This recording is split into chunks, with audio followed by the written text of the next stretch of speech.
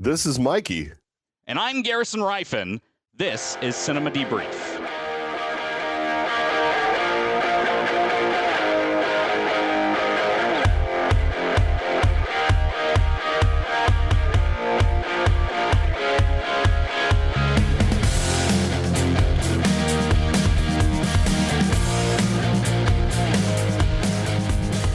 Welcome to Cinema Debrief. I'm Garrison Rifen, over here with my co-host Mikey. How are you doing tonight, Mikey? What is up, Garrison? Man, I know that there's this convention that was happening in San Diego over the weekend, but yesterday there was an even bigger convention in Birmingham, Alabama, at the Hoover Library called the Sci-Fi Fantasy Fair, spelled F-A-I-R-E. Because it was like a Ren fair type situation. No, we go every year. Myself, Rhett, Dr. Earl, we always have fun at this, participating in the panels, and the shopping is the most important thing for me. And I had such a great find yesterday that was totally unexpected. This one guy was selling like what looked like mostly used DVDs. And as I was rummaging through, I find 20,000 Walt Disney's 20,000 Leagues Under the Sea special edition DVD unopened for $1. And so I was like, absolutely, I will buy that, because if you don't know much about that movie, obviously it's classic. I saw it when I was a kid, but the only Blu-ray release that movie ever had was through the Disney Movie Club. And it goes for about $150 on eBay. Okay. So I was never going to purchase the Blu-ray, and I've been wanting to own the movie, but I just there's a couple different DVD versions. This special edition has some really great special features on it. I don't know if I ever want to open it though, because it's sealed. I like it's because you can watch it on Disney Plus, obviously, and it's sealed, but all these special features are great. Directed by Ruben Fleischer. And if you don't remember that name, he directed, I think, the third Superman film, if I'm not mistaken. Yeah, that sounds about right. I believe so. Yeah, he's a pretty prolific director. Directed a bunch of Westerns back in the day, like guys his age would. But then as the 80s came, he was almost like a director for hire, which is kind of... Are you sure it's Ruben Fleischer? Is that his name? Maybe. Oh, maybe I'm wrong. Maybe it's not Ruben. Because Ruben Fleischer is the guy who did like Venom and stuff. Oh. Well, what is this guy's name then? Let's look it up. Luckily, we have a phone here. Maybe he's got the same name. Richard Fleischer. Richard Fleischer. Okay, but anyways, I think he is the guy that directed Superman, if I'm not mistaken, or something like that. I don't know. Directed a ton of films for hire towards the end of his career. Like studios would come to him just that they knew he could shoot a film, and they went with it. But I was just very like. It's just one of those finds that you're like, oh, this is awesome. So anyways, I thought I'd tell a pickup story. We've never told pickup stories on here. So it might be a new feature. Who knows? If you find something cool, like out in the wild, ordering stuff online and stuff, it's sort of boring. I mean, but if you find stuff in the wild, that's when like the juices start flowing, like those collector's juices start flowing, and you sort of get that dopamine hit of finding something really cool. And that's kind of what I did. But yeah, I mean, as conventions go, obviously massive news yesterday. Yeah. You had the Marvel panel, which is mainly the biggest news of the night. I was up with some friends last night talking about it while it was happening live. Nice. Kind of on a call together. We were having fun because they dropped the Carrie trailer at like the same time as the panel, and someone would send it to the group chat and be like, "Guys, new Marvel news," and it'd be the Carrie trailer. That's awesome. Which does not. I'm not up for that Carrie series, unfortunately. It just doesn't sound like my thing, but I'm up for Mike Flanagan. Yes. But I don't know. I kind of wish he had done Clayface instead of that. Well, yeah, and it ends up, not to get off track too much, but I mean, they barely used any of his screenplay, I think. I mean, I think that almost it was his treatment anyway. So we'll see. I mean, look, Clayface does look great. So I mean, he'll get credit. He'll get a screenwriting credit, I think, along with whomever did the rest of the work. But anyways, yes, Marvel. We need to focus on Marvel. Because it's a comic convention, the biggest news came out of it, movie TV wise, was the comic stuff, obviously. first up, they announced Ryan Gosling playing Ghost Rider in Ghost Rider the movie coming 2028, directed by Sean Levy. Crazy. Written by the guy who's writing Starfighter as well, apparently. Yeah. So it's the whole crew. I hope they get Claudia Miranda in because I think he's a good DP. That would be awesome. But we'll see. Well, you know what that says? You know that says to me. It says that they like Starfighter. Yes, that Disney in general probably loves what they've seen from Starfighter. And Feige said so on the stage. I don't know if you saw the video. He said on the stage that he has seen Starfighter and he thinks it's great. Dude, I'm so jazzed.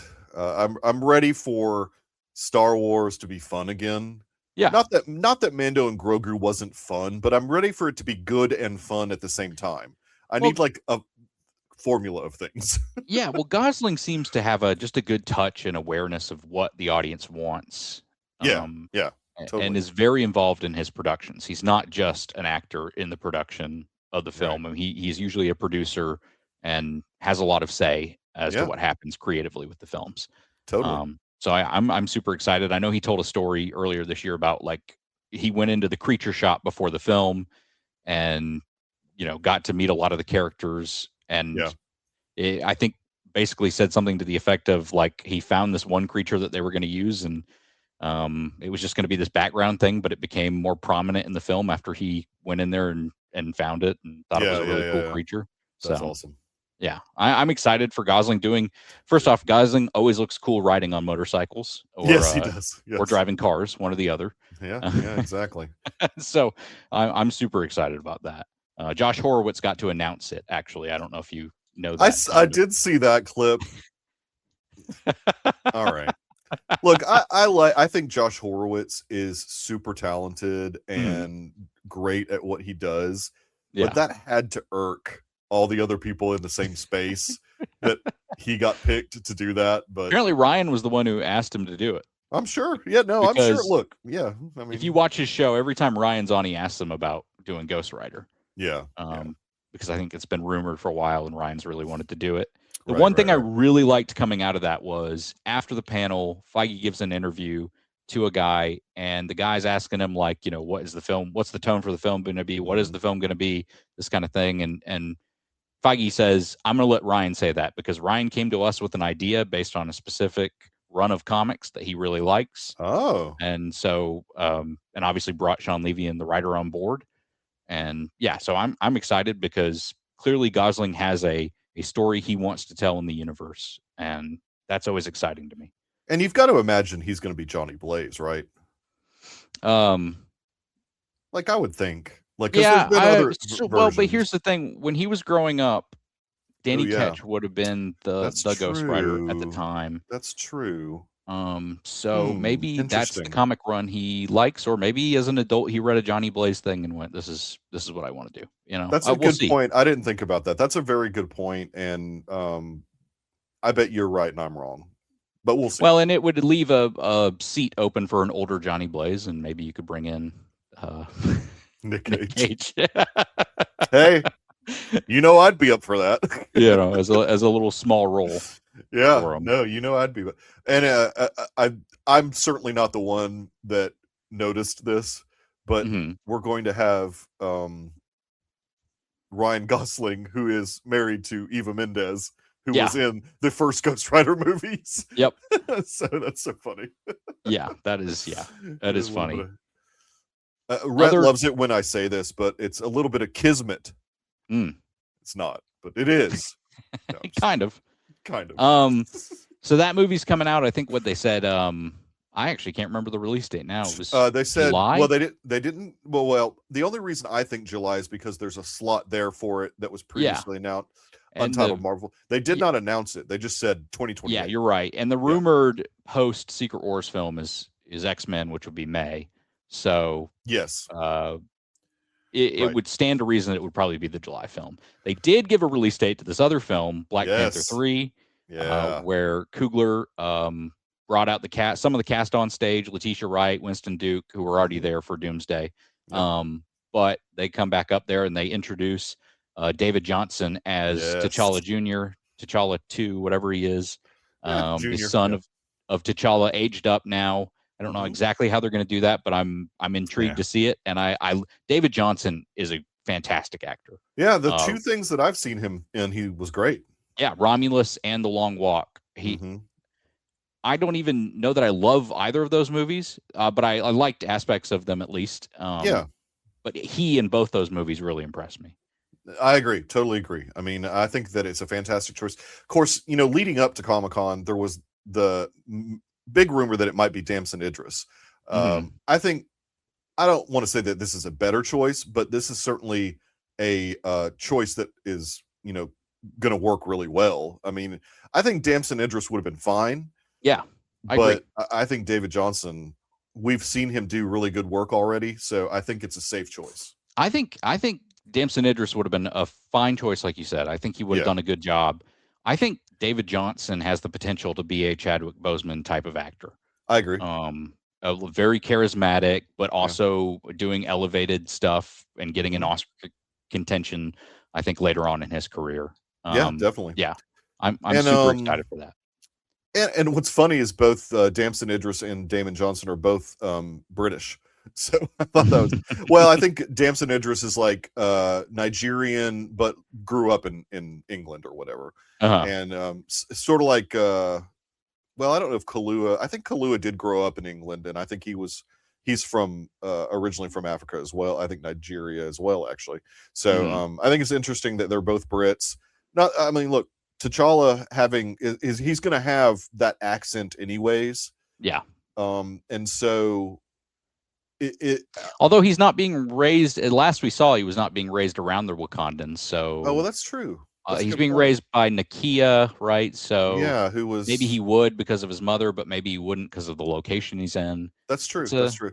It'll be interesting to see what they go with there. Not that it really matters in the grand scheme of things. They could do the accent and I wouldn't care. Just yeah. As long as he can pull it off. Like that's what I think these productions need to. If the actor can pull off the accent, then let it happen. But if it's not working, then just go with something else. Yeah. Speaking of accent, I don't think Coogler's gonna make him do something that sounds bad. Speaking of accent, RDJ apparently gave the crowd some of the Doom accent. Yeah, well, it's weird. Yeah, go on. No, that's all I was going to say. Okay. I mean, it's weird because the video of him doing that doesn't really sound like either of the trailers that we've heard him speak in. And by either, I mean the trailer they just released. I mean, it kind of sounds like it, but not exactly. It sounded like a rough version of what he was doing. But but speaking of him doing his accent, they showed a Doom-centric trailer there at the panel. I don't know if you got to listen to it, I would say, because there's not a good video of it out there, but I have seen it. Yeah. And it is cool. Honestly, I kind of wish they put this one online at some point because it's very Doom-centric. It sets up his arc, his character. It's got the Fantastic Four very involved, talking about how they'd known him before and they knew he was hurt, but they didn't realize he was broken. Right. And you got Reed at one point screaming at Victor, did you do this? It was very intense. It's very cool. There's a Thor moment where you get kind of, I think, another part of that axe scene. Yeah. You stop the axe at one point. I think Thor's saying he's going to send him to hell, basically, or whatever. And Doom is basically saying that hell is under his command. I mean, yeah. It's I read the description and I read like the dialogue. I have not sought out the poorly shot video of it. Oh yeah, you can barely make anything out, but the audio is cool enough that it's like, oh man, that sounds awesome. The thing that most people reacted to was how cool he actually looked in flight. Because Doom does like a little fly down thing apparently, and the people that saw it commented that it looked very cool. So. Well, Doom's gonna be part. I mean, as he is in the comics, especially today, he's going to be part scientist, part sorcerer. Yeah. So he combines science with magic, and I'm for it. Yeah, it's going to be interesting to see. I think it's very cool. I loved the way that they introduced the different actors that happened to be there. They had apparently 3 different stages. Yeah. They had like the X-Men stage, the New Avengers stage, and the Doom Fantastic Four stage. So I thought that was a really cool way to do things. Yeah, and it got the crowd in the back, gave them kind of up close access to some of the actors for a little bit. Yeah. And then obviously the other huge thing, Ryan Reynolds. Yeah. Showing up as a jean pool or denim pool, or it was ash pool is what I heard, because it's like a gray ash looking costume. He put out the picture, and he put hashtag jean pool. Oh, did he? Yeah, because it's like denim that they used for the fabric. That's hilarious. Somebody said that, and I don't recall this, but I saw online somebody mentioned that he wore a similar suit in Deadpool 2. Possibly. I think that one was more actually gray, versus this one actually being kind of a light blue that looks gray. Right. I think I know what they're talking about. It's been a while since I've watched that movie. It's been a minute for me too. So yeah, I mean, I thought that was very cool that he showed up. Obviously, the speculation then starts that this clearly means Wolverine's in the movie as well. We will see. I mean, I think it's a strong possibility that he'll be in it. I'll be honest. I think, this is tough to talk about without talking about things that you do know already and things spoiler. You don't know, exactly. Or maybe know already. Right. But I think that if Deadpool and Wolverine are in the film, it's probably minor, but that it would probably be elevated in the second half. The next film. So, it'll be. We'll see. I'm excited either way. They haven't shot the second film, so we can't say that for sure. But so 3 other quick things that I just wanted to discuss. Okay. In the post interviews, because they do all the press interviews kind of after the panel. Yeah. Lots of people too. Feige confirmed a couple of things that were pretty cool that we kind of knew. First of all, he confirmed that Vision Quest is going to end what he thinks is the Wanda trilogy, which we kind of knew that was going to happen as well. What the Wanda trilogy is? Can we establish what it is? Yeah. Well, it's WandaVision, it's Doctor Strange, Multiverse of Madness, and this. Okay. I agree with that. Agatha, maybe. I agree with that, but some people are saying Agatha's the second one, and I think it's more. I think it's the way you said it. Yeah. Yeah. Because it's Wanda. Agatha's just a spinoff of. Yeah, exactly. It's the Wanda trilogy, so that's what. It does technically have her son in it, but let's not get too. Not her, but. And then the other neat thing, which those of us that keep track of this stuff kind of knew, but he confirmed that Nova is going to be a movie. Yep. Not a television show. Which begs the question, are we going to get less and less Disney Plus programming? I think so. I think it's just going to end up being that way, which I think it's smart in the sense that you're already seeing some of the pivot, but the pivot needs to be towards shows that can be shows and be long-running shows, not just these one-off miniseries. Not that miniseries can't work or be good and fun. Obviously they have worked in the past and they can work. But there was just a deluge. I mean, so much content thrown at you for 4 years there, or whatever it was, where it's just like constant Marvel almost.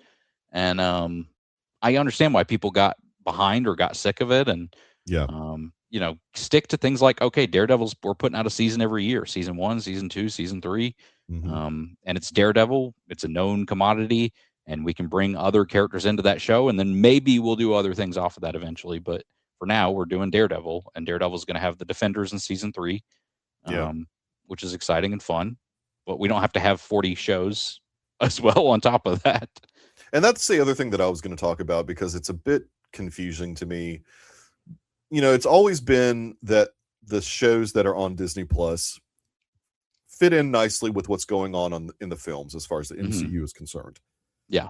I'm kind of confused, unless they flat out just say that season 3 of Born Again is going to be a prequel, like how that can come out in 2027 and not be affected by the events of Doomsday.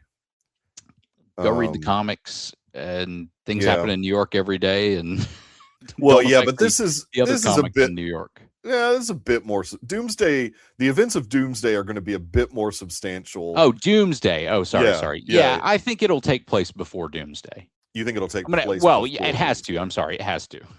so they're going to announce that it's a prequel, basically. I don't know that they'll say it until you get closer to release. Until you get closer. Yeah. Well, right, but they're going to have to say that, though. I mean, if they're going, unless they just flat out say, look, the stuff that we're going to be having on Disney Plus is not going to be associated with what's going on the films anymore, then fine, say that. But I hope that they just say the events of Born Again season 3 are a prequel to what happens. I think it will be Doomsday. Okay. All right. I hope so. I mean, I as a fan who does keep track of all this stuff and watches all the content that is available to me, I do want them to be accurate in the way that they're doing the storytelling and have it all tied together somehow. The TV head Winterbaum, I think, said a while back now, maybe a year ago at this point, that going forward, essentially, the shows are going to be connected to the wider universe, but they're not going to be in conversation as much. So it's still in universe, but it's not always, not that we need to go there, but Agents of S.H.I.E.L.D., some would say it becomes uncanon at a certain point. It never mentions the snap at all. I think you would have maybe eventually down the line Daredevil season 4 mention maybe something, to do with events that happen. But otherwise, you don't really need to touch it much. Yeah. So just as an outline, and this can be the last thing before we move into off the shelf, but what we know so far as release dates are concerned is obviously we've got Doomsday in December. We've got only Secret Wars, and this is what I asked you, only Secret Wars so far in 2027, and then 3 films, if everything stays as it is, 3 films in 2028. May is X-Men, July we're guessing is Ghost Rider, and then December, as announced, is Black Panther 3.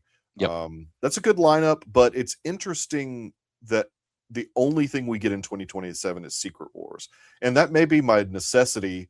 Maybe they don't want anything else to come out. I mean, well, that just could be. Yeah, and the thing is, if you did put something out there, it would have to be a prequel, most likely. Right. I mean, you and I have read Secret Wars. We've read the Hickman Secret Wars. So what will likely happen at the end of Doomsday will make it so that unless you're changing a huge swath of what the film looks like, it's probably not going to take place in between Doomsday and Secret Wars. Yeah, exactly. I don't really think it's spoiling much to say that there will probably be a battle world or something, but I don't think it's spoiling anything. When you go down that route, again, I think it's smart to just set most of the stuff before that and then post that whenever it gets done. But yeah, it does stink that there's no other film like a Doctor Strange 3 or something that could be like something, a lead-up film. That they could have. Gosh, I would have loved a Shang-Chi 2 in that slot, in that other December slot. Yeah, it stinks. It almost feels like you got to move on without Destin. I mean, Destin will be a producer, but if he has knocked Spider-Man out of the park, he needs to continue on Spider-Man for however long they can have him, a trilogy, whatever. Yeah, as long as Tom will agree to it as well. And I think Tom, from the interviews, it sounds like Tom loved working with Destin. So I mean, and I think everyone loves working with Destin. The Wonder Man crew, I think, really enjoyed it. I guess that's another. I guess that I wonder if that'll be a 2027 release, season 2 of Wonder Man. Could be. They got to start shooting, I think, though, soon. If they're going to pull that off. I mean, they can. Yeah, they can get television out a little bit quicker than film, but I mean, we'll see. I mean, it just seems like we're going to have a glut of content in 2028, and just sort of sparse in 2027. I mean, obviously, we'll still get. We'll still have TV like X-Men 97, and Spider-Man Across the Spider, or what is it, Beyond the Spider-Verse, whatever the Beyond the Spider-Verse, which good Sony. Look, they could tie that in. I don't think it will in any meaningful way, unless the meaningful way is we're going to get a live action Miles Morales. Which has been rumored now. I mean, we'll see. I mean, there's Feige finally mentioned that they would like that, I think. Well, yes, but he did say we can't touch him until the trilogy's over. Yeah, until the Spider-Verse movies are done. So it's not like we won't have any Marvel associated comic book film other than Secret Wars in 2027. We'll have the animated, and like you said, there'll be X-Men season 3, maybe that Spider-Man cartoon season Spider-Man 3, cartoon or season 2 or 3. I don't know. Well, 2 I thought was coming out this year. Maybe it probably is. I'm behind on keeping track of that thing. Yeah, you don't watch all the animated stuff. That's okay. I actually did watch that. It just was. I will say. I will say that I've enjoyed season 2 of X-Men 97 so far. It's been good. Not as good as the first season, in my opinion, but it's been good. Yeah. Well, let's dive into our off-the-shelf picks because of the sort of down weekend as far as theatrical releases. Although I did see Motor City and had a heck of a lot of fun with it. I thought it was Alan Richardson was great. Ben Foster was great. It was minimal dialogue. I'd say maybe about 40 lines of dialogue total in the film. So it was really minimal dialogue. Lots of really cool record drops, or lots of great score. It looked like it was sitting around a 66% Rotten Tomato score, and that's accurate. I think that's about right, because I ended up giving it a 3 out of 5. And so 66%, that's about right as far as where that movie will fall as far as critics are concerned. Lots of really epic action sequences, hard R, as far as that's concerned. I mean, to me, and I think he probably steals almost every movie he's in, but Ben Foster. You watch, Richardson was great, but Ben Foster, as most villain roles get, just more stuff to work with, more fun things to do. Shailene Woodley was great in it as well. So look, if you've got extra time and you've got an A-list or whatever, go see Motor City. It's fun. So because there was just, not really any huge massive releases this weekend, we did 2 off-the-shelf picks. Yeah. So I will start with my off-the-shelf pick, because technically it was my week. Yes. I will start with my off-the-shelf pick. Ended up being 1963's Charade, directed by Stanley Donen, and written by Peter Stone and Mark Bim. Both got story by, one got screenplay by, type of credits. Amazing cast: Cary Grant, Audrey Hepburn, Walter Matthau, James Coburn, George Kennedy. Further down from that, you'll probably recognize maybe one other person, but that's about Stanley Donen. As a lot of directors do, he was man in the elevator at one point in there, so he put himself in his movie like a lot of directors do. I did not realize that. Okay, yeah, just briefly, I'm sure. But if you're not familiar with the story of Charade, the log line of it is romance and intrigue ensue in Paris as a woman is pursued by several men who want to get their hands on a fortune her murdered husband had stolen. She soon loses. What? Sorry, go on. I was going to say the fortune of $250,000. Well, back then, yeah. I know. She soon loses trust in those who claim they want to help her. Yeah. I had a blast with this movie. It certainly is derivative of maybe some things that had come out before it. Had some James Bond moments. Yeah. It had some Pink Panther moments, just because I would think there was a lot more slapstick in this movie than I was anticipating. A lot of sight gags. It's screwball-esque. Yeah, it like almost it skirts that line of being almost fully screwball, but it holds back a little bit.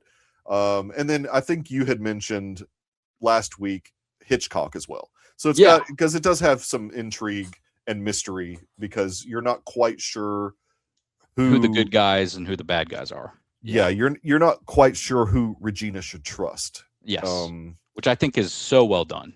That is my favorite aspect of the movie. Yes, it is fantastic. So as the film begins, we meet Regina, and she's kind of at a point in her life where she sounds like she's wanting to get a divorce from her husband, who is not a guy that apparently cares to be married much and really doesn't have much of a relationship with her.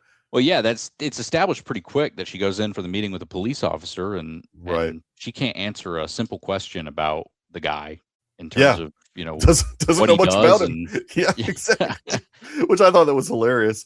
Yeah, and a debonair but kind of aged looking Cary Grant shows up playing Peter Joshua, and she's on like this ski trip with her friend or something, and he shows up, and they have a nice little, the dialogue is fantastic in this movie. They have a nice little back and forth, sort of flirtatious, and he's like, hey, I happen to live in Paris as well.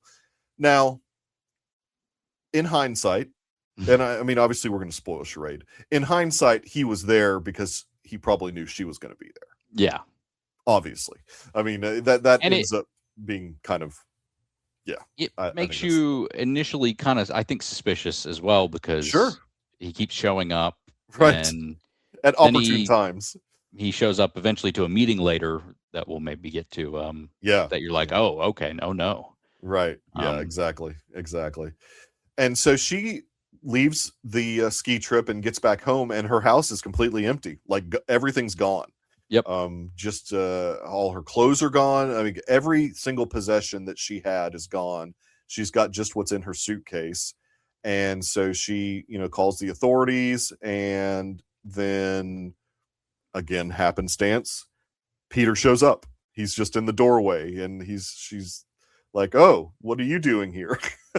And it's just like one of those things where he's trying to build a relationship up with her, because it ends up he's part of this group of 4 guys that are kind of, looking for this money. They want the money because they know her ex, now dead husband, had this money and they want it. And we're, obviously you have to suspend belief a little bit, because $250,000 is not really much anymore. But back then, sure, in the 60s, maybe that felt like a lot of money. Yeah. The Wikipedia says it's about almost $5 million at this point. So. Okay, well, there you go. I mean, that's a substantial amount of money then, to some. And the police officer, who I really liked this guy, I guess Jacques Marin was his name. He felt like, I mean, you're looking at a French cop. He felt to me like a Pink Panther character. Yeah. Like maybe a little more serious, but he very much felt like a Pink Panther. He's like character. The other detectives in Clouseau's universe. Right, exactly. The other guys in Clouseau's universe. So I really liked his character a lot, and he is, I guess he's skeptical that she doesn't know where the money is. Yeah. Because that's the whole thing. The money's missing. Well, and to him, I mean, she doesn't know anything about this guy. Maybe she's being evasive. She does know, and she just doesn't want to say, Yeah. Everybody's a suspect. And of course, obviously spouses are usually some of the biggest. Yeah, exactly. And at the funeral, we meet the other 3 guys. So, and played expertly by these 3 actors. Well, actually, first we meet Walter Matthau, don't we? Because he is pretending. He's in the office. He's well, spoiler alert, he's pretending to be an embassy employee, a United States embassy employee.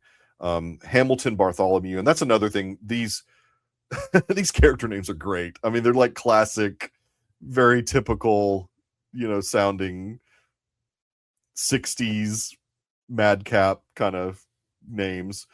Because then at the funeral, we meet James Coburn's character, Tex Panthalo is this guy's name, which is fantastic. Love his character name. Then we've got George Kennedy, who's playing Herman Scobie, another great character name. And then I guess the last guy is Ned Glass, playing Leopold. What's his full? Well, it's cut off on IMDb. Leopold W. Gideon. Yeah, really great character names. And these 3 guys were in the war with her ex, now deceased husband. Yeah, and so they're kind of in on this whole caper of the money, which they show up at the funeral because they want to know where the money is too.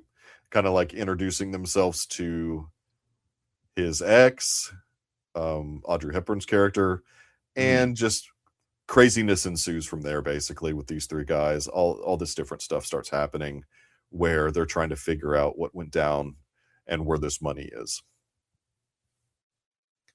I know you had seen it before. Did you catch anything new this time that you didn't remember from last time you saw it? It has been so long, but mystery-wise, not really, because I was kind of like, I know the mystery. The mystery is pretty simple once it's laid out. Yeah. I'm trying to think if there was anything major that. No, I enjoyed it though. I didn't really catch anything new, I felt like, but I did enjoy it a lot. I remember the first time I watched this. Filmstruck had just died like a month earlier. Oh, I remember Filmstruck. Yeah. Filmstruck was like my favorite app at the time because it gave me access to, it was a joint venture between TCM, Warner Brothers, and Criterion, and maybe another company, but where they had a streaming service. You'd pay $6 or $7 a month, and you'd get Criterion library, TCM library, and Warner Brothers classic library. And you'd get a mix of old Hollywood stuff, fantastic movies, and also foreign films that are hard to get. Because Filmstruck was before Criterion had their own service, right? Well, Criterion launched it in response to Filmstruck being killed by Warner Brothers. So when AT&T bought Warner Brothers, I think it was, or whatever happened there. That's right.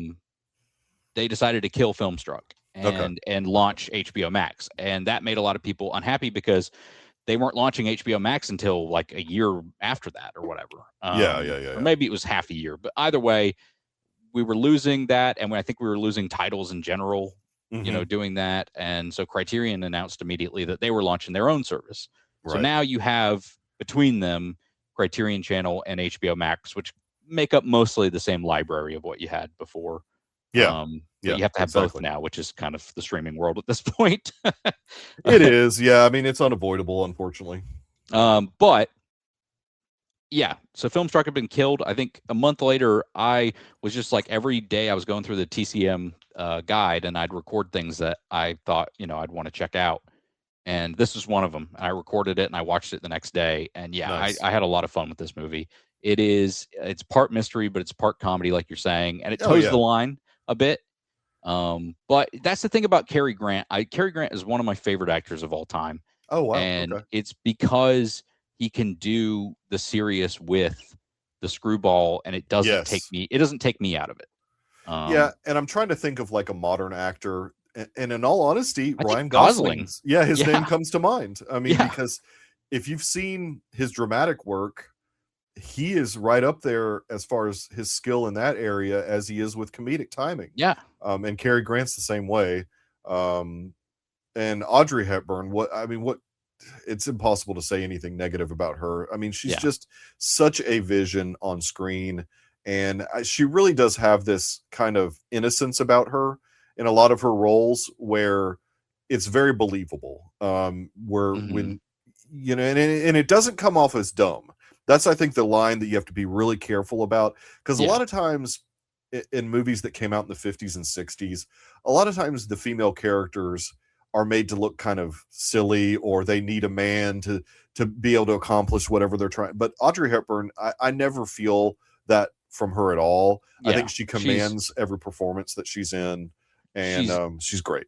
She's innocent, unassuming, but she's not dumb. Exactly. That's a great way of putting that. There's almost a twist at one point where you think maybe she's gotten one over on everybody. Yeah, exactly. With the stamp scene where they're like, oh, she realized what the money was and she took off with it. She didn't fully know that until she kind of clicked in her head when she was in the stamp market. But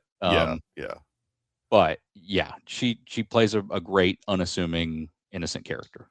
Which that's a great little MacGuffin to use, is that the money was turned into stamps. I think that's a fantastic way to do that, and it puts it right in your face. From the beginning. Exactly. And you don't know, and none of the characters know because they're looking for money. Yeah, exactly. The supporting cast, I love Walter Matthau in roles like this, where because he's perfect for roles like this, because you trust him when you see him on screen immediately. Just as we talk about a lot, all the movies that you've seen him in before this role, you kind of go in thinking that he's going to be the good guy, just because he's always kind of that way. But he was able to manipulate the audience at the beginning of the film, as well as obviously Regina, and pretend to be this embassy employee in the end, because he's also looking for the money, and he ends up being kind of the main. Well, he's the one that survives everything, and he's like kind of the main bad guy. But yeah, I loved that twist ending. It's kind of I mean, if you follow what was going on, yes, but there was a lot of good twists and turns. James Coburn, as the Tex character, being able to use sort of his Western accent because he plays a guy named Tex was pretty awesome. I liked that. And then George Kennedy, he perfect amount of smarm as well, and just I can't believe I'd never seen this movie before. Just that cast alone should have drawn me to the film at some point, but I'm glad it took this long because I got a lot out of it. I think maybe years back, maybe I wouldn't have got as much out of it. Back at the beginning of the Deuce Cast, where I was like, I'm never watching a movie that's came out before I was born. So dumb. But I'm glad that I waited this long to watch it because I just really enjoyed the ride. I didn't quite give it 4 stars. I went 3.5. Maybe it is 4 stars, but I still really enjoyed it. Honestly, my favorite thing about the movie, though, is the Mancini score. It is really great. I love the score so much. And it reminded me a lot of Williams' score in Catch Me If You Can. I mean, if you remember, when we heard that score, it was so different from anything John Williams had ever done before because it was utilizing just, I don't even know, it's more of a jazzy type of score. Yeah, absolutely. And we just had not been familiar with that. And so I loved Henry Mancini's score in this. I thought it was a great, almost another character of the film, just because he added to the chase scenes, and he added just to the way that whenever there was sort of mystery type stuff going on, just the jazzy score worked really well. So there are a couple behind the scenes production things that I kind of want to touch on. Oh, nice. Okay, yeah, definitely. Move on. The screenwriter, Peter Stone, and Mark Baim, he's not listed as the screenwriter, but originally they wrote a script called The Unsuspecting Wife, and they could not sell it around Hollywood. Oh, interesting. So Stone turned it into a novel called Charade, which got published and serialized into a magazine. And the serial got picked up by Hollywood guys, and they went, "Hey, this sounds good." And so the film rights were then sold to Donnan, and then Stone wrote the final shooting script, the final draft. So it's kind of funny how they went out there to write this movie, and then nobody wanted it, and then they wrote it as a story essentially, and then it got made into a movie.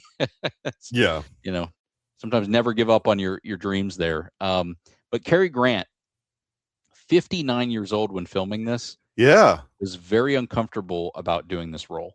I think it took a lot of convincing to do this role because Audrey Hepburn was 33.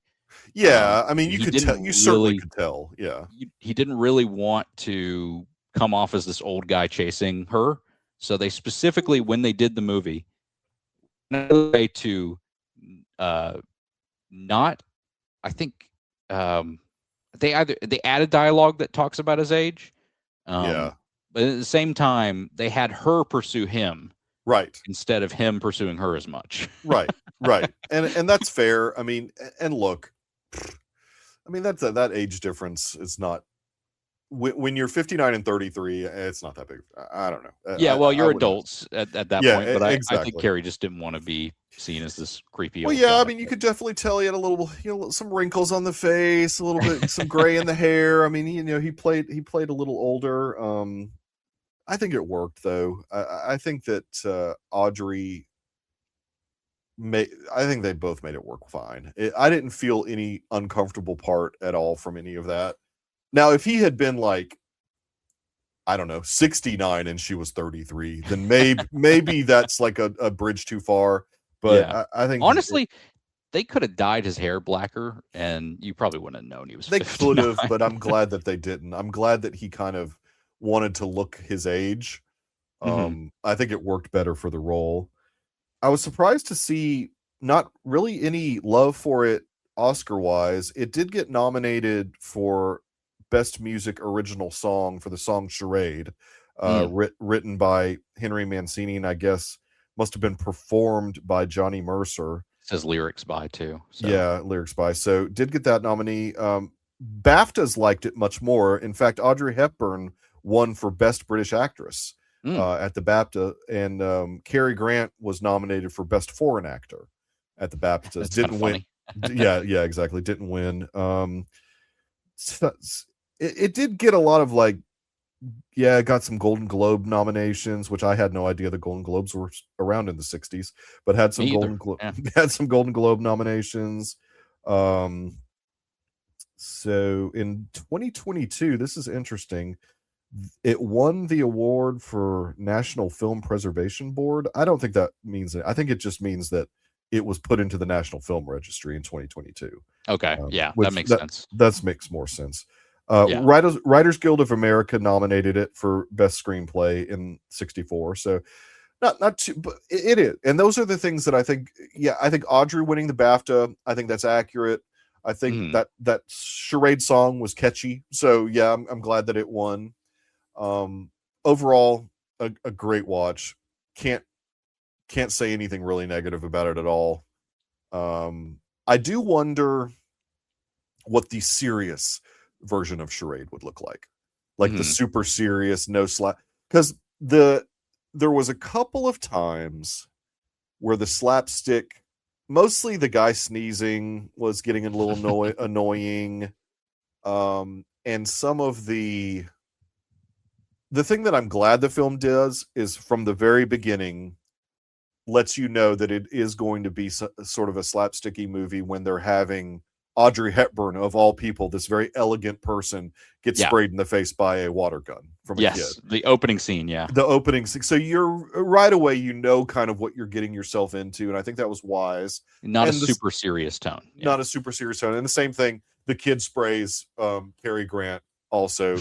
And we're not used to, as film, we're not used to seeing that type of thing happen to Cary Grant and Audrey Hepburn. So, I mean, you're like, oh, okay, so this is what this is going to be. So it worked, but yeah, some of the stuff they leaned into a bit too much, which was the guy sneezing over and over again. And I don't know, it did. But if you've watched a lot of movies with Walter Matthau, he's always eating something. And so there's a moment in that he's eating a sandwich, talking about a liverwurst. He was eating a liverwurst sandwich at some point. And then for some reason, I don't know if this is true, but I always remember seeing him a lot in shaving. And he's shaving in this movie also. So it's one of those character things. Maybe he just likes to have his characters always eating something and then shaving at some point. So I don't know. I loved Charade. I'm glad that I finally watched it. I'm really glad that it's in the Criterion collection. Yeah, because I do want to dive in some of the special features that they have on the disc. I think a lot of times got a commentary track from the Laserdisc era too. So yeah, there's a bunch of good stuff on there. So, but man, the other off-the-shelf pick, you go with that because it was awesome. So this was given to me by my dad for a birthday a couple of years ago, I think. They had been down, I think, wherever there was a Barnes & Noble nearby where they were on vacation and they were having a 50% off sale, and he bought this and then gave it to me for my birthday. And it is 1957's Throne of Blood, the Akira Kurosawa adaptation of Macbeth in feudal Japan. It is I do want to read this. The, I guess, literal translation of the Japanese title is the Spiderweb Castle, which is an interesting title. But what an awesome film. Akira Kurosawa takes the story, and if you've ever read Macbeth, I mean, it's almost to the T until you get right at the end where they change the scene. But that scene has become really iconic in cinema history. And Toshiro Mifune gives such an incredible performance throughout this as not Macbeth, as they call him, as a Japanese name. It's Washizu, I think. I don't know if I'm saying that right, but he is Macbeth essentially. And he does, I mean, he puts on the stuff he does with his face in this movie. There are not a lot of guys doing that. That's more like, I think, a Japanese theater thing. Like a kabuki almost type thing. Yeah, but it's awesome. I mean, not a lot of people can contort their face like he does. Yeah, he's great. It's very expressive. Yeah. So the story is, that Macbeth and I can't remember the name of it, Banquo, I think it is. Right. In the actual play, they're out in the forest and they're told by this witch about the future of who's going to the Banquo's son is going to ultimately lead, but that Macbeth is going to lead before him. Yeah. And it sounds nice until Macbeth wants all the power and he wants his son to inherit everything. He finds out that he's going to be having with his wife, who Lady Macbeth obviously is a very, very big schemer in literary history. Yeah, and she's portrayed magnificently by the actress that they chose in this. I mean, that is the most manipulative person. I mean, just manipulating Macbeth, not Macbeth, but Wasizu or whatever, very expertly throughout the film. I'm sticking to their original names because I'm not going to remember. No, I get it. No, I totally understand. Yeah, I mean, just to a T in terms of the story itself, it is the same exact story until you get to the forest moving, which the forest moving is a part of the play. Yes. But once that happens in the movie, obviously his followers turn on him, and it becomes this epic scene where he is just having arrows launched at him like crazy, all over the place. He's getting arrows inside of him, but also the wall's getting about 10 times the arrows that he gets. Yeah. He's definitely getting pummeled. And that is one of the most epic death scenes that I have ever seen. Yeah. Mifune definitely milks it, but it didn't take me out of it at all. No. I mean, the way he was like milking it a little bit, but because I mean, obviously he was walking a lot, falling downstairs, even to the point where his own army is who's killing him, obviously. Yeah. And they're even still afraid of him, even after they've pummeled him full of arrows. As he's coming down the stairs, in his last breath, he draws his sword, and they're still backing away. Like they're still like afraid of him a little bit. And, he finally, falls to his death after trying to pulls out his sword one last time. I loved all of this movie. It just absolutely blew me away. The thing that I was really impressed by, and I shouldn't have been. I should have known Kurosawa because I've seen a lot of his stuff. His production design is just super impressive. The scale of what he does on what probably was little to no budget. I mean, he does all his movies, probably not too much money, but he just the sets he builds are insane. The castle, the way he uses fog in this just to kind of keep you sort of wrong-footed as characters are moving through the fog and stuff. He utilized that a lot when we'll just say Macbeth was in the forest or whatever, just to as an audience, you're not able to see exactly what's going on, and it looked great. I loved all of it. I have a Variety article here. That's this is interesting just for historical purposes, and I'm going to say a word that maybe I shouldn't, but it's fine. Now Japan plans fast fix production of Macbeth. Toho Motion Picture Company plans to beat Sir Laurence Olivier to the box office with a film based on Shakespeare's Macbeth. The Japanese production budgeted at $350,000. So I'd say that's pretty decent, an all-time high for a Jap film. Okay, back then we just did the math on that, so that would have been probably around 5.5 million nowadays. Yeah, something like that. Yeah. Okay, interesting. Will turn the ambitious Scotch general into a power-hungry samurai warrior chieftain of ancient Japan. So yeah, but 350,000, 1956 Variety article, which is on Internet Archive. It was the biggest production in Japan at the time, which I think you can see that in camera, honestly. You're right. He puts it all on the screen. Yeah, he every dime was spent. Yeah, exactly. And I guess I've seen more versions of Macbeth than I thought I had, because I've seen that Orson Welles version from 48. I've seen Lady Macbeth, which is it sort of flips the roles, obviously, and that's the Florence Pugh one. I was going to say the Florence Pugh one, yeah. Yeah, that's the Florence. And then the two that were my favorite until I saw this one, which is now my favorite. I loved the Michael Fassbender Macbeth that Justin Kurzel directed. I thought that was amazing. For most of that was, and then obviously we had most recently from 2021 the Joe Tragedy. Cohen, the Joe Cohen one, Tragedy Macbeth, with Denzel as Macbeth. Also fantastic. But in all honesty, this one has shot up to the top as my favorite version of Macbeth. I just think that everything about it was fantastic. I haven't seen those others. Oh, okay. So I can't compare them. Yeah, I've maybe seen clips of some of them here or there, but yeah.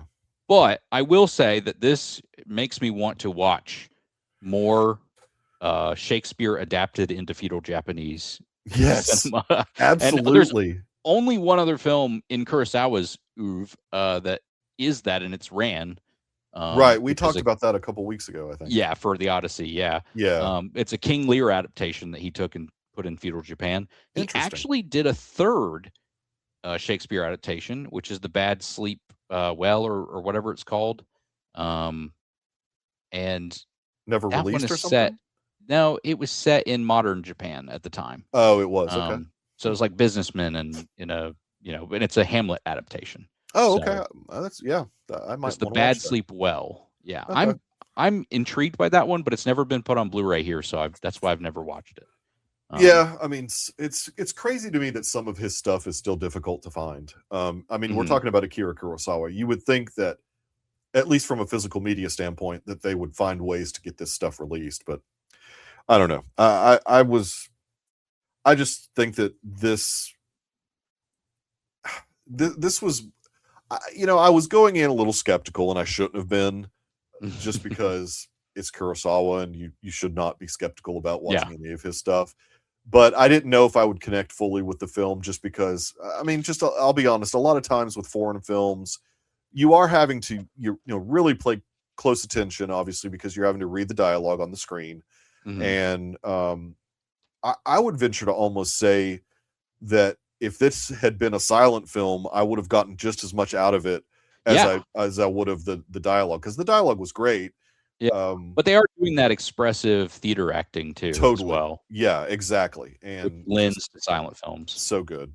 Really, really great. Glad that you picked it. Glad that I got to watch it. Let me tell you, Kurosawa loves wipes. He does, he will wipe over a scene, and it looks great. Yeah, which is why George Lucas loved wipes. Yeah, exactly. That's exactly why George Lucas loved the classic screen wipe. I think Lucas introduced me to screen wipes. Me too. So it's funny when I go back and watch Kurosawa stuff, and you're like, oh yeah, he was inspired by that guy. Yeah, totally. So highly recommend. I think I watched it on the Criterion Channel, but it is also on HBO Max. So you've got to watch this. I mean, it is just fantastic. It is about as basic a Macbeth adaptation as you can get, with how vastly different the world it's set in is.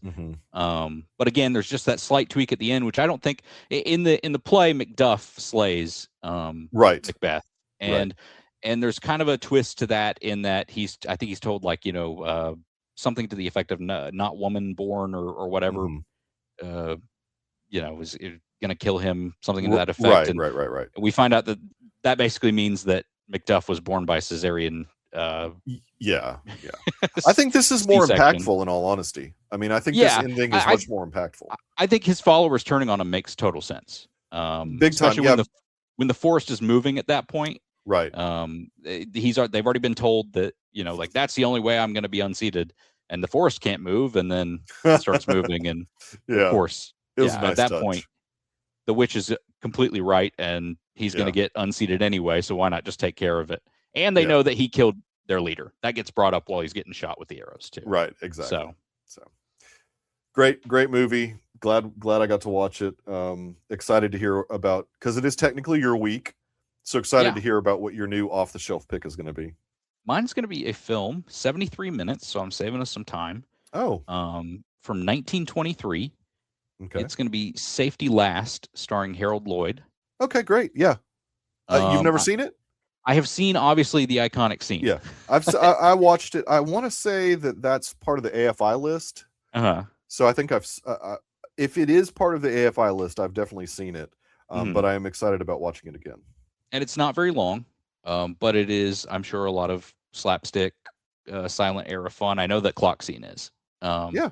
And I've seen how they filmed the clock scene and everything, which is really cool. Obviously, he's not actually hanging off a ledge on a clock, but he is hanging off a clock over a ledge thing that actually has a mattress there that he could fall on pretty easily. Yeah. But it's cool either way. No, I'm excited about watching it again because it's a really fun watch, and I look forward to seeing that again. And right. Was that a Criterion? Yeah, it is Criterion. Oh, it is spine number 662.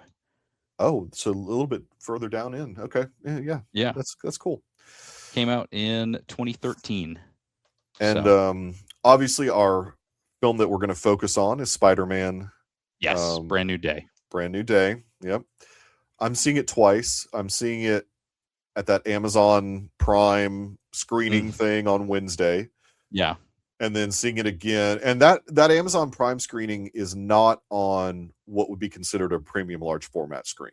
So I'm not necessarily seeing it in the way that I love to see movies of its scope first, but I am seeing it on a premium large format on Thursday. Obviously, the Odyssey has all the IMAX screens taken. Yes. I do wonder, do you think that they'll release this in IMAX, or is it just not going to get an IMAX release at all after the Odyssey run? I think you could see a potential split on IMAX screens because Nolan, so the 70 millimeters or dual lasers, which can project all in the 1:4:3, the tall IMAX aspect ratio. I think they're going to want to keep the Odyssey as long as they can, as long as tickets sell, and they will sell in those specific theaters for a while. Yeah, in some cities, I heard that those are sold out until September. Yeah, well, exactly. So, at least weekend-wise, I think. But I think in some of the Limaxes or, that's true, things like that, where there may not be as much demand. Yeah. I could see some of them switching in a few weeks, but we'll see. That's interesting because that's exactly what happened with The Mandalorian and Grogu and Masters of the Universe. Because initially Masters of the Universe was not going to be in IMAX, but because Mando and Grogu did so poorly, they ended up splitting the screen a lot. So maybe that'll happen. I would go see it a third time if it got released in IMAX. I know that the End of Oak Street is getting an IMAX release in the 14th. It may be in danger on some of those 70 millimeter screens. It's I don't know that it has like a contract like Nolan gets. Right. No, you're exactly right. Yeah. I think that one's more likely to be on like the Limax version of IMAX. Which oddly, it still doesn't have, even though the tickets are on sale for it already, it doesn't have that screen yet here in my town, because I think what's happening is a lot of theaters are just waiting to see how well ticket sales do for the Odyssey. And if people keep buying tickets, I think it'll even keep Limax screens. I mean, it really might. So that's why I caveated, but it's not going to lose the 70 millimeter, the dual laser GTs for a bit. That's going to be a premium thing for audiences those are going to sell out for a little bit, which is cool. I think it's awesome. No, I do too. I think 29.7% drop this weekend. So amazing. Crazy. Yeah. Oh yeah, we forgot to mention how the box office a little bit, but it's still doing gangbusters, obviously. And then we had Toy Story 5 reach $1 billion as well. So I'll just plug the Odyssey numbers real quick because I do think it's impressive. The domestic numbers were practically 30% down, which is incredible. Yeah. Like I think fourth best weekend after opening 100 million plus. Internationally, 10% down. That's crazy. And globally, total 18% down. And it still hasn't opened in China, Japan, or Korea yet. Oh my gosh, I didn't realize that. So, dude, once it hits, which is why Gosh, this weekend, Spidey is playing in IMAX in China and Japan, I believe, and maybe Korea. Interesting. But not there, because the Odyssey's not out yet. So, but not in the state. Yeah, there's no IMAX for Spider-Man in the States, because it's correct. When I say premium large format, the best we're getting here is on what's considered the AMC Prime, which large screen, but not great. If you live in my area, Glenn County, Georgia, it'll be on the GTX screens, which is the premium large formats we have here. So yeah, exactly. Well, that's fun. I'm excited to see Spider-Man. I mean, I really hope it sticks the landing. There's this nervousness about the ending that I've got a little bit, just because I think you should be less nervous. Okay, good. All right, good. I think people presumed something that may not be true. Okay, all right, that's fair. That's fair. I like it. No, I love the cast. I like that we're still going into it not totally knowing who Sadie Sink is playing, even though it's somewhat obvious, but not totally knowing. It's somewhat obvious, but we're not totally. We don't totally know. I think there's a reason they didn't announce a certain film. No, I get it, and which will be big. That'll be a big thing that we hear at D23. I think so. Yeah. So that's why they withheld mention of any X-Men at all, because they'll do a huge presentation of it. And then someone's going to ask you, why would they introduce an X-Men and Spider-Man? Well, because Spider-Man's going to open gigantic. Exactly. So why would you not try to launch your major franchise in a Spider-Man film? Exactly. and still keep it Spider-Man. I mean, they'll do that. They've done a great job of that. The last film was obviously it plays a lot with nostalgia and former characters, but the core of the film, and if you break it down, it's all about Tom's character and his journey in that film. It's not overshadowed by the other Spider-Men or villains. Yeah, and I really liked that what's called the final trailer for Spider-Man Brand New Day, where they sort of harkened back to what he has gone through, just reminding the audience like his journey up to this point and everything that he's gone through. I think that was an effective trailer. Yeah, I'm super excited for this weekend. So I am too. I'm super excited for Wednesday. Well, not I'm seeing it Thursday.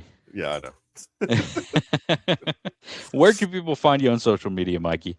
Definitely. I am on X at the Michael Nip. Mostly, though, I do my movie takes on Letterboxd and then hang out in our Discord because it's honestly the best. And a small plug, I created a new channel in our Discord. Yeah. And found some archival footage of the old podcast that I've been throwing in there. Just raw audio, nothing edited at all. And I've got enough of those clips that it could last a while, depending on how quickly I put them out. But that's been fun to have that, because I know there's some nostalgic people out there that want to hear all the audio they can from the old podcast. So I've been throwing it out there. You can find me on Twitter at GRYFN3, GRYFUN3. You can find us on Twitter and Instagram at Cinema Debrief, just Cinema Debrief. You can email us at cinemadebriefpod@gmail.com if you want to send us a note, a letter, or if you want access to the Discord. You can also DM us for access as well. And here, look, I'm going to say it again.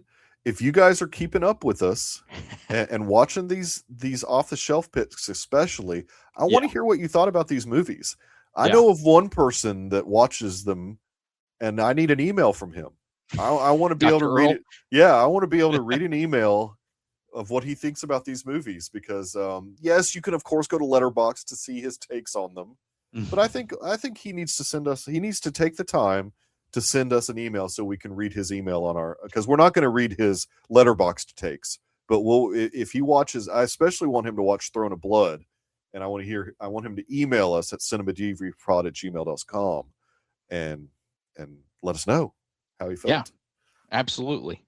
Well, hopefully next week you'll hear that, as well as Safety Last and Spider-Man Brand New Day, 2 films 103 years apart. We'll see you guys next week.